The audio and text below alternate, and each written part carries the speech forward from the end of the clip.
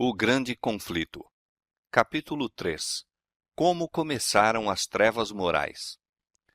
O apóstolo Paulo, em sua segunda carta aos Tessalonicenses, predisse a grande apostasia que teria como resultado o estabelecimento do poder papal. Declarou que o dia de Cristo não viria sem que antes venha a apostasia e se manifeste o homem do pecado, o filho da perdição, o qual se opõe e se levanta contra tudo o que se chama Deus ou se adora, de sorte que se assentará como Deus no templo de Deus, querendo parecer Deus. E ainda mais, o apóstolo adverte os irmãos, já o mistério da injustiça opera. Mesmo naqueles primeiros tempos, viu ele, insinuando-se na igreja, erros que preparariam o caminho para o desenvolvimento do papado. Pouco a pouco, a princípio furtiva e silenciosamente, e depois mais às claras, à medida em que crescia em força e conquistava o domínio na mente das pessoas, o mistério da iniquidade levou avante sua obra de engano e blasfêmia. Quase imperceptivelmente, os costumes do paganismo tiveram ingresso na igreja cristã. O espírito de transigência e conformidade fora restringido durante algum tempo pelas terríveis perseguições que a igreja suportou sob o paganismo. Mas, incessando a perseguição e entrando o cristianismo nas cortes e palácios dos reis, pôs ela de lado a humilde simplicidade de Cristo e seus apóstolos, em troca da pompa e orgulho dos sacerdotes e governadores pagãos, e em lugar das ordenanças de Deus, colocou teorias e tradições humanas. A conversão nominal de Constantino, na primeira parte do século IV, causou grande regozijo, e o mundo, sob o manto da justiça aparente, introduziu-se na igreja. Progredia rapidamente a obra de corrupção. O paganismo, conquanto parecesse suplantado, tornou-se o vencedor. Seu espírito dominava a igreja. Suas doutrinas, cerimônias e superstições incorporavam-se à fé e culto dos professos seguidores de Cristo. Esta mútua transigência entre o paganismo e o cristianismo resultou no desenvolvimento do homem do pecado, predito na profecia como se opondo a Deus e exaltando-se sobre ele. Aquele gigantesco sistema de religião falsa é obra-prima do poder de Satanás, monumento de seus esforços para sentar-se sobre o trono e governar a terra segundo a sua vontade. Uma vez Satanás se esforçou por estabelecer um compromisso mútuo com Cristo. Chegando-se ao Filho de Deus no deserto da tentação e mostrando-lhe todos os reinos do mundo e a glória dos mesmos, ofereceu-se a entregar tudo em suas mãos se tão somente reconhecesse a supremacia do príncipe das trevas. Cristo repreendeu o pretensioso tentador e obrigou-o a retirar-se. Mas Satanás obtém maior êxito em apresentar ao homem as mesmas tentações. Para conseguir proveitos e honras humanas, a igreja foi levada a buscar o favor e apoio dos grandes homens da terra, e, havendo assim rejeitado a Cristo, foi induzida a prestar obediência ao representante de Satanás, o bispo de Roma. Uma das principais doutrinas do catolicismo é que o Papa é a cabeça visível da Igreja Universal de Cristo, investido de autoridade suprema sobre os bispos e pastores em todas as partes do mundo. Mais do que isto, tem-se dado ao Papa os próprios títulos da divindade. Tem sido intitulado Senhor Deus o Papa e foi declarado infalível. Exige ele a homenagem de todos os homens. A mesma pretensão em que insistia Satanás no deserto da tentação, ele ainda a encarece mediante a Igreja de Roma, e enorme número de pessoas estão prontas para render-lhe homenagem. Mas os que temem e reverenciam a Deus enfrentam esta audaciosa presunção do mesmo modo por que Cristo enfrentou as solicitações do insidioso adversário. Adorarás ao Senhor teu Deus, e a Ele somente servirás. Deus jamais deu em sua palavra a mínima sugestão de que tivesse designado algum homem para ser a cabeça da igreja. A doutrina da supremacia papal opõe-se diretamente aos ensinos das Escrituras Sagradas. O Papa não pode ter poder algum sobre a Igreja de Cristo, senão por usurpação. Os romanistas têm persistido em acusar os protestantes de heresia e voluntária separação da verdadeira Igreja. Semelhantes acusações, porém, implicam-se antes a eles próprios. São eles os que depuseram a bandeira de Cristo e se afastaram da fé que uma vez foi dada aos santos. Satanás bem sabia que as Escrituras Sagradas habilitariam os homens a discernir seus enganos e resistir a seu poder. Foi pela palavra que mesmo o Salvador do mundo resistiu a seus ataques. Em cada assalto, Cristo apresentou o escudo da verdade eterna, dizendo: está escrito. A cada sugestão do adversário, opunha a sabedoria e poder da palavra. A fim de Satanás manter o seu domínio sobre os homens e estabelecer a autoridade humana, deveria conservá-los na ignorância das Escrituras. A Bíblia exaltaria a Deus e colocaria o homem finito em sua verdadeira posição. Portanto, suas sagradas verdades deveriam ser ocultadas e suprimidas. Esta lógica foi adotada pela Igreja de Roma. Durante séculos, a circulação da Escritura foi proibida. Ao povo era vedado lê-la ou tê-la em casa, e sacerdotes e prelados sem escrúpulos interpretavam-lhe os ensinos de modo a favorecerem suas pretensões.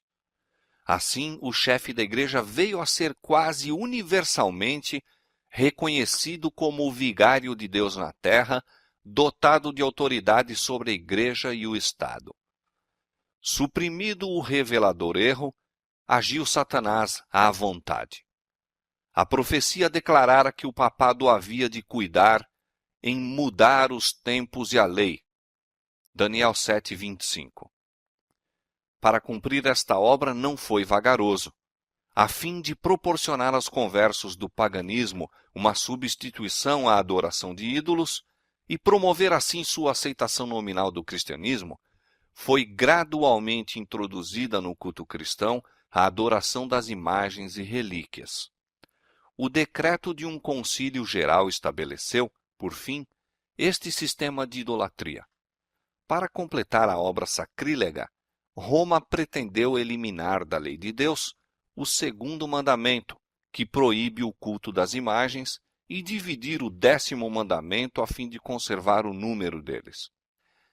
Este espírito de concessão ao paganismo abriu caminho para desrespeito ainda maior da autoridade do céu. Satanás, operando por meio de não consagrados dirigentes da igreja, intrometeu-se também com o 4º mandamento e tentou pôr de lado o antigo sábado, o dia que Deus tinha abençoado e santificado, e exaltando em seu lugar a festa observada pelos pagãos como o venerável dia do sol. Esta mudança não foi, a princípio, tentada abertamente. Nos primeiros séculos, o verdadeiro sábado foi guardado por todos os cristãos. Eram estes ciosos da honra de Deus e, crendo que sua lei é imutável, zelosamente preservavam a santidade de seus preceitos. Mas com grande argúcia, Satanás operava mediante seus agentes para efetuar seu objetivo. Para que a atenção do povo pudesse ser chamada para o domingo, foi feito deste uma festividade em honra da ressurreição de Cristo. Atos religiosos eram nele realizados. Era, porém, considerado como um dia de recreio, sendo o sábado ainda observado como dia santificado. A fim de preparar o caminho para a obra que intentava cumprir, Satanás induzira os judeus, antes do advento de Cristo, a sobrecarregarem o sábado com as mais rigorosas imposições, tornando sua observância um fardo. Agora, tirando vantagem da falsa luz sob a qual ele assim fizera com que fosse considerado, lançou o desdém sobre o sábado como instituição judaica. Enquanto os cristãos geralmente continuavam a observar o domingo como festividade prazenteira, ele os levou, a fim de mostrarem seu ódio ao judaísmo, a fazer do sábado dia de jejum, de tristeza e pesar. Na primeira parte do século IV, o imperador Constantino promulgou um decreto fazendo do domingo uma festividade pública em todo o Império Romano. O dia do sol era venerado por seus súditos pagãos e honrado pelos cristãos. Era política do imperador unir os interesses em conflito do paganismo e cristianismo. Com ele se empenharam para fazer isto os bispos da igreja, os quais, inspirados pela ambição e sede do poder, perceberam que, se o mesmo dia fosse observado tanto por cristãos como pagãos, promoveria a aceitação nominal do cristianismo pelos pagãos e assim adiantaria o poderio e glória da igreja. Mas, conquanto muitos cristãos tementes a Deus fossem gradualmente levados a considerar o domingo como possuindo certo grau de santidade, ainda mantinham o verdadeiro sábado como o dia santo do Senhor e observavam-no em obediência ao quarto mandamento. O arqui-enganador não havia terminado a sua obra. Estava decidido a congregar o mundo cristão sob sua bandeira e exercer o poder por intermédio de seu vigário, o orgulhoso pontífice que pretendia ser o representante de Cristo. Por meio de pagãos meio convertidos, ambiciosos prelados e eclesiásticos amantes do mundo, realizou ele seu propósito. Celebravam-se de tempos em tempos vastos concílios aos quais do mundo todo concorriam os dignitários da igreja. Em quase todos os concílios, o sábado que Deus havia instituído era rebaixado um pouco mais, enquanto o domingo era em idêntica proporção exaltado. Destarte, a festividade pagã veio finalmente a ser honrada como instituição divina, ao mesmo tempo em que se declarava ser o sábado bíblico relíquia do judaísmo, amaldiçoando-se seus observadores. O grande apóstata conseguira exaltar-se contra tudo o que se chama Deus ou se adora. Ousara mudar o único preceito da lei divina que inequivocamente indica a toda a humanidade o Deus verdadeiro e vivo. No quarto mandamento, Deus é revelado como o Criador do céu e da terra, e por isso se distingue de todos os falsos deuses. Foi para a memória da obra da criação que o sétimo dia foi santificado como o dia de repouso para o homem. Destinava-se a conservar o Deus vivo sempre diante da mente humana como a fonte de todo ser e objeto de reverência e culto. Satanás esforça-se por desviar os homens de sua aliança para com Deus e de prestarem obediência à sua lei. Dirige seus esforços, portanto, especialmente contra o mandamento que aponta a Deus como o Criador. Os protestantes hoje insistem em que a ressurreição de Cristo no domingo fê-lo o sábado cristão. Não existe, porém, evidência escriturística para isto. Nenhuma honra semelhante foi conferida ao dia por Cristo ou seus apóstolos. A observância do domingo como instituição cristã teve origem no mistério da injustiça, que já no tempo de Paulo começara a sua obra. Onde e quando adotou o Senhor este filho do papado? Que razão poderosa se poderá dar para uma mudança que as Escrituras não sancionam? No século VI, tornou-se o papado firmemente estabelecido. Fixou-se a sede de seu poderio na capital imperial e declarou-se ser o bispo de Roma a cabeça de toda a igreja. O paganismo cedera lugar ao papado. O dragão dera à besta o seu poder e o seu trono e grande poderio. Apocalipse 13:2. E começaram então os 1260 anos da opressão papal, preditos nas profecias de Daniel, capítulo 7, 25, e Apocalipse, capítulo 13, versos 5 a 7. os cristãos foram obrigados a optar entre renunciar sua integridade e aceitar as cerimônias de culto papais, ou passar a vida nas masmorras, sofrer a morte pelo instrumento de tortura, pela fogueira ou pela machadinha do verdugo. Cumpriam-se as palavras de Jesus, e até pelos pais e irmãos e parentes e amigos sereis entregues, e matarão alguns de vós, e de todos sereis odiados por causa do meu nome. Desencadeou-se a perseguição sobre os fiéis com maior fúria do que nunca, e o mundo se tornou um vasto campo de batalha. Durante séculos, a Igreja de Cristo encontrou refúgio no isolamento e obscuridade. Assim diz o profeta: a mulher fugiu para o deserto, onde já tinha lugar preparado por Deus para que ali fosse alimentada durante 1260 dias. Apocalipse 12, verso 6. O acesso da Igreja de Roma ao poder assinalou o início da escura Idade Média. Aumentando seu poderio, mais se adensavam as trevas. De Cristo, o verdadeiro fundamento, transferiu-se a fé para o Papa de Roma. Em vez de confiar no Filho de Deus para o perdão dos pecados e para a salvação eterna, o povo olhava para o Papa e para os sacerdotes e prelados a quem alegava autoridade. Ensinava-se-lhe ser o Papa seu mediador terrestre e que ninguém poderia aproximar-se de Deus senão por seu intermédio. E mais ainda, que ele ficava para eles em lugar de Deus e deveria, portanto, ser implicitamente obedecido. Esquivar-se de suas disposições era motivo suficiente para se infligir a mais severa punição ao corpo e alma dos delinquentes. Assim, a mente do povo desviava-se de Deus para homens falíveis e cruéis, e mais ainda, para o próprio príncipe das trevas, que por meio deles exercia o seu poder. O pecado se disfarçava sob o manto de santidade. Quando as Escrituras são suprimidas e o homem vem a considerar-se supremo, só podemos esperar fraudes, engano e aviltante iniquidade. Com a elevação das leis e tradições humanas, tornou-se manifesta a corrupção que sempre resulta de se pôr de lado a lei de Deus. Dias de perigo foram aqueles para a Igreja de Cristo. Os fiéis porta-estandartes eram, na verdade, poucos. Posto que a verdade não fosse deixada sem testemunhas, parecia por vezes que o erro e a superstição prevaleceriam completamente e a verdadeira religião seria banida da terra. Perdeu-se de vista o Evangelho, mas multiplicaram-se as formas de religião e o povo foi sobrecarregado de severas exigências.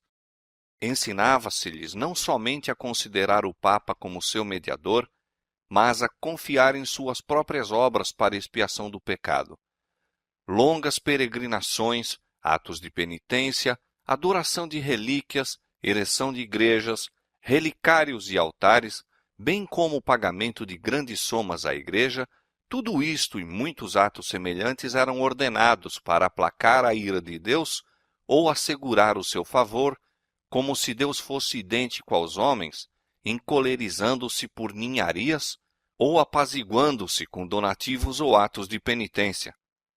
Apesar de que prevalecesse o vício, mesmo entre os chefes da Igreja de Roma, sua influência parecia aumentar constantemente. Mais ou menos ao findar do século VIII, os romanistas começaram a sustentar que nas primeiras épocas da Igreja, os bispos de Roma tinham possuído o mesmo poder espiritual que assumiam agora. Para confirmar essa pretensão, era preciso empregar alguns meios com o fito de lhe dar aparência de autoridade. Isto foi prontamente sugerido pelo pai da mentira. Antigos escritos foram forjados pelos monges. Decretos de concílios que antes nada se ouvira foram descobertos, estabelecendo a supremacia universal do Papa desde os primeiros tempos. E a Igreja que rejeitara a verdade, avidamente aceitou estes enganos. Aos poucos, os fiéis que construíram sobre o verdadeiro fundamento ficaram perplexos e entravados quando o entulho das falsas doutrinas obstruiu a obra. Como os edificadores sobre o muro de Jerusalém no tempo de Neemias, alguns se prontificaram a dizer: já desfaleceram as forças dos acarretadores, e o pó é muito, e nós não podemos edificar um muro. Cansados da constante luta contra a perseguição, fraude, iniquidade e todos os outros obstáculos que Satanás pudera engendrar para deter-lhes o progresso, alguns que haviam sido fiéis edificadores desanimaram, e por amor da paz e segurança de sua propriedade e vida, desviaram-se do verdadeiro fundamento. Outros, sem se intimidarem com a oposição de seus inimigos, intrepidamente declaravam: Não os temais, lembrai-vos do Senhor grande e terrível, e prosseguiam com a obra, cada qual com a espada cingida ao lado. O mesmo espírito de ódio e oposição à verdade tem inspirado os inimigos de Deus em todos os tempos, e a mesma vigilância e fidelidade têm sido exigidas de seus servos. As palavras de Cristo aos primeiros discípulos aplicam-se aos seus seguidores até ao final do tempo. E as coisas que vos digo, digo-as a todos. As trevas pareciam tornar-se mais densas. Generalizou-se a adoração das imagens. Acendiam-se velas perante imagens e orações se lhes dirigiam. Prevaleciam os costumes mais absurdos e supersticiosos. O espírito dos homens era a tal ponto dirigido pela superstição que a razão mesmo parecia haver perdido o domínio. Enquanto os próprios sacerdotes e bispos eram amantes do prazer, sensuais e corruptos, só se poderia esperar que o povo que os tinha como guias se submergisse na ignorância e vício. Outro passo ainda deu a presunção papal quando, no século XI, o Papa Gregório VII proclamou a perfeição da Igreja de Roma.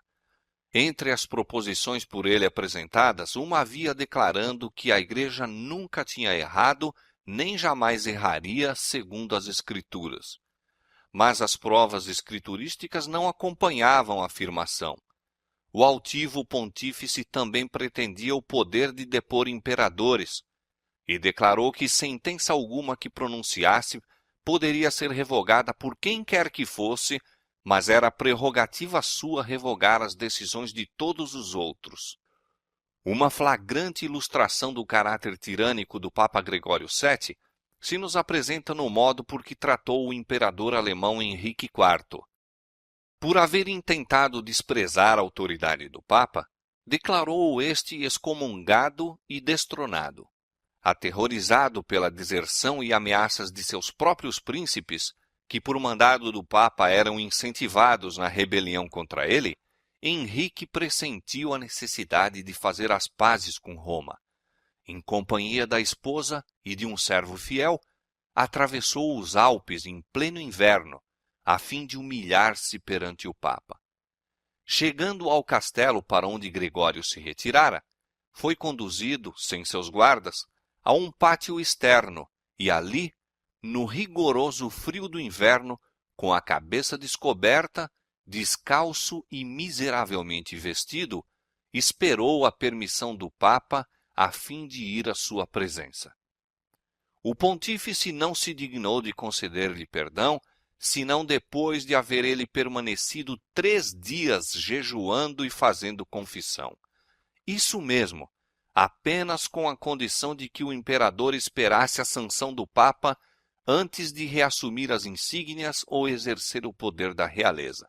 E Gregório, envaidecido com seu triunfo, jactava-se de que era seu dever abater o orgulho dos reis.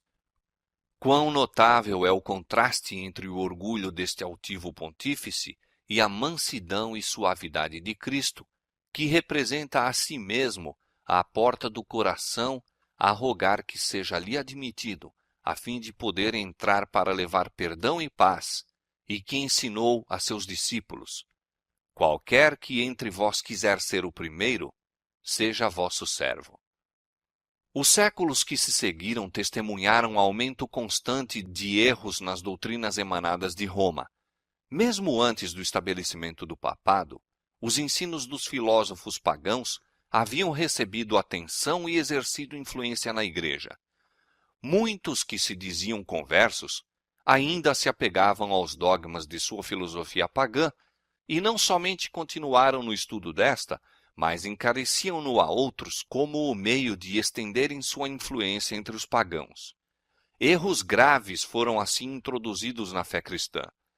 Destaca-se, entre outros, o da crença na imortalidade natural do homem e sua consciência na morte. Esta doutrina lançou o fundamento sobre o qual Roma estabeleceu a invocação dos santos e a adoração da Virgem Maria.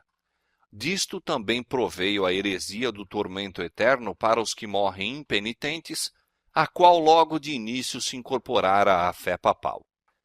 Achava-se então preparado o caminho para a introdução de ainda outra invenção do paganismo, a que Roma intitulou purgatório e empregou para amedrontar as multidões crédulas e supersticiosas.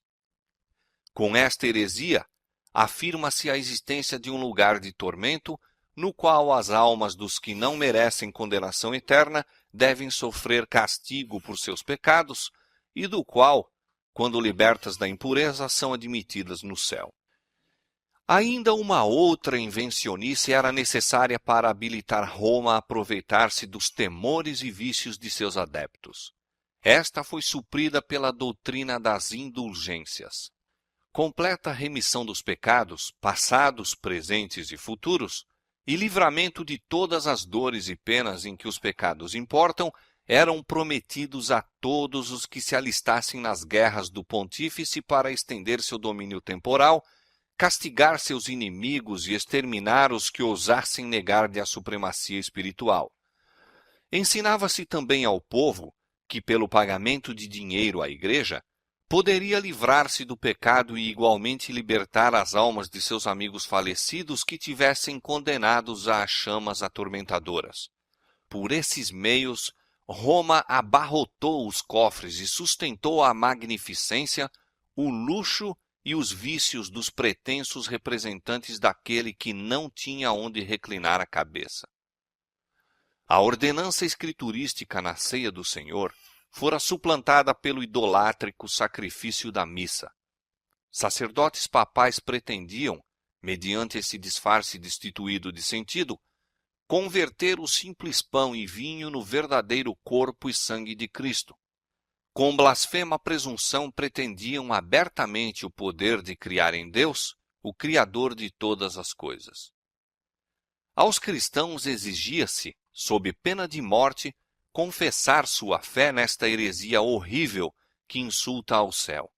Multidões que a isto se recusaram foram entregues às chamas. No século XIII foi estabelecido a mais terrível de todas as armadilhas do papado, a Inquisição. O príncipe das trevas trabalhava com os dirigentes da hierarquia papal. Em seus concílios secretos, Satanás e seus anjos dirigiam a mente de homens maus, enquanto, invisível entre eles, estava um anjo de Deus, fazendo o tremendo relatório de seus iníquos decretos e escrevendo a história de ações por demais horrorosas para serem desvendadas ao olhar humano. A grande Babilônia estava embriagada do sangue dos santos. Os corpos mutilados de milhões de mártires pediam vingança a Deus contra o poder apóstata. O papado se tornou o déspota do mundo. Reis e imperadores curvavam-se aos decretos do pontífice romano. O destino dos homens, tanto temporal como eterno, parecia estar sob seu domínio. Durante séculos, as doutrinas de Roma tinham sido extensa e implicitamente recebidas, seus ritos reverentemente praticados, suas festas geralmente observadas. Seu clero era honrado e liberalmente mantido. Nunca a Igreja de Roma atingiu maior dignidade, magnificência ou poder. Mas o meio-dia do papado foi a meia-noite do mundo. As Sagradas Escrituras eram quase desconhecidas, não somente pelo povo, mas pelos sacerdotes. Como os fariseus de outrora, os dirigentes papais odiavam a luz que revelaria os seus pecados. Removida a lei de Deus, a norma de justiça, exerciam eles poder sem limites e praticavam os vícios sem restrições. Prevaleciam a fraude, a avareza, a libertinagem. Os homens não recuavam de crime algum pelo qual pudessem adquirir riqueza ou posição. Os palácios dos papas e prelados eram cenários da mais vil devassidão. Alguns dos pontífices reinantes eram acusados de crimes tão revoltantes que os governadores seculares se esforçavam por depor esses dignitários da Igreja como monstros demasiado vis para serem tolerados. Durante séculos, a Europa não fez progresso no saber, nas artes ou na civilização. Uma paralisia moral e intelectual caíra sobre a cristandade. A condição do mundo sob o poder romano apresentava o cumprimento terrível e surpreendente das palavras do profeta Oséias. O meu povo foi destruído porque lhe faltou o conhecimento. Porque tu rejeitaste o conhecimento, também eu te rejeitarei, visto que te esqueceste da lei do teu Deus, também me esquecerei de teus filhos. Não há verdade, nem benignidade, nem conhecimento de Deus na terra. Só prevalecem o perjurar e o mentir, e o matar e o furtar, e o adulterar, e há homicídios sobre homicídios. Foram estes os resultados do banimento da palavra de Deus.